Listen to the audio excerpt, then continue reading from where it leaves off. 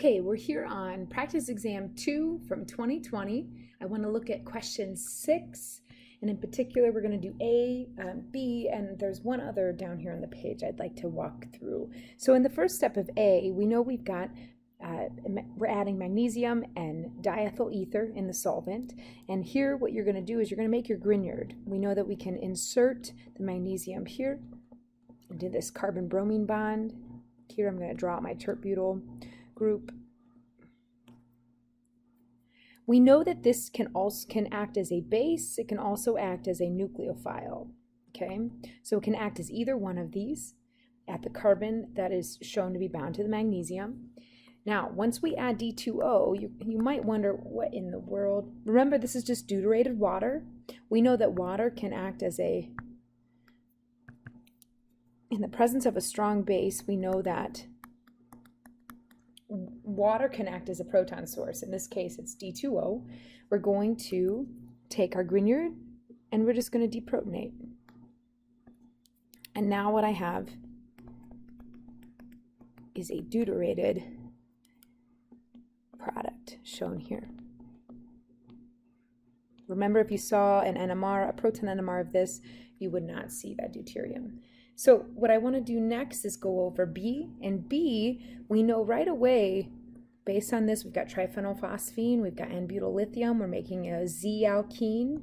We can think to ourselves, this must be a Wittig reaction. So what we're going to do, when you do the breakdown of where this comes from, we know it's an alkyl bromide of some sort as well as an aldehyde. So what you're going to do, I like to just draw the squiggle right there on your double bond. You know that this is where the new bond is being formed. On one side you're going to write your aldehyde, and on the other side you're going to write your bromide. So in this case, you could actually have either. I always suggest counting carbons. 1, 2, 3, 1, 2, 3. So on the third carbon, why don't we put our bromine? And then here we've got our benzene ring, 1, 2. So then on the second carbon, we will have our aldehyde. It's really easy to lose track of where your carbons are at if you don't do this. So that would be the correct answer for this one. You could also imagine you could flip it around where you would have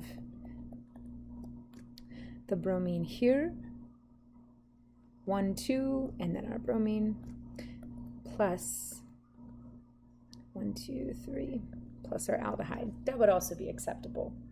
Notice again that it's the third step where you're adding your aldehyde. You need to form your ylide first, and I talked about it in a video about the other practice exam on how to form that ylide.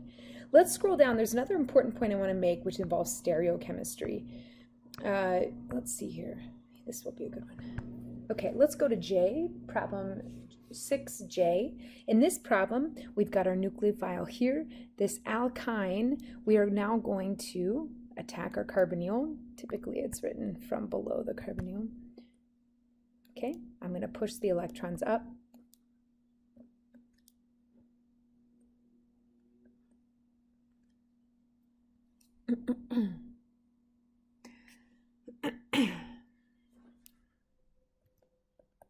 Okay, and then now I've got this O- hanging around here, right?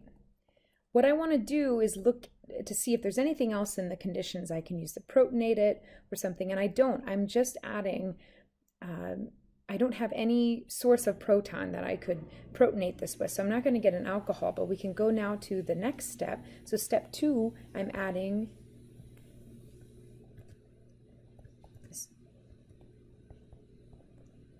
bromomethane.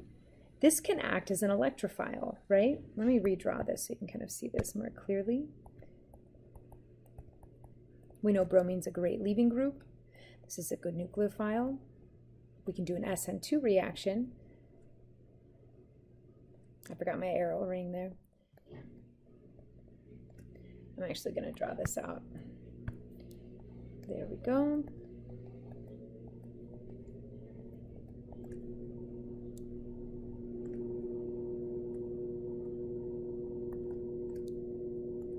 Now, the important thing I want to comment on is the fact that this reaction gives you this chiral center. Where's our chiral center? Our chiral center is here. There's 4 different things attached to this carbon. it's really important that you specify what's going on with this reaction as far as what the chirality is. When we do our first attack, here with our anion, this can attack from both the front side or the back side of the carbonyl. This means that we're going to get a racemic mixture of this product. I'm going to show you how to specify this on an exam. I prefer that you use both products. You can draw both products. That would be one way to show it. There are a couple of different ways. I'm going to walk through all of them. I'm just going to simplify that. And then OCH3 is now back.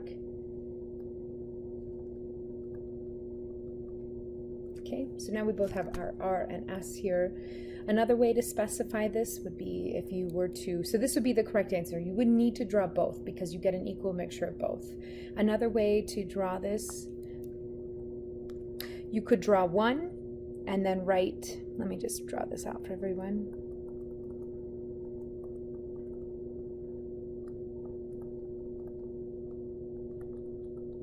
You could just draw one and then you could write racemic.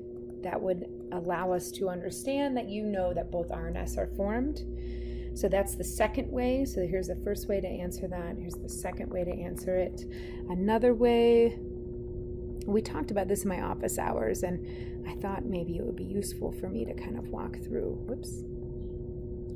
Another way would be to, you could do this if there was only one. I would not draw a squiggle on this one. If you had a chiral center where it was only one group attached, you could use a squiggle line to denote that you understand it's both forward and back. In this case, because we have two products, we really can't do that. And then actually that's it, unless I'm missing a way. So if someone that was there at the office hours wants to comment on this, but here are two ways you could specify. Just remember that when you have a reaction that forms a chiral center, I need you to showcase that you do end up getting, and if that reaction does form both R and S, I need you to show that you can make both R and S in that reaction. So in this case, drawing just one of them and not writing racemic or specifying that you get both R and S would cause you to lose a point or two. So that's kind of it that I'm seeing that I really wanted to go over with you. Again, I've got extra office hours this Sunday at 8 o'clock, and good luck studying this weekend.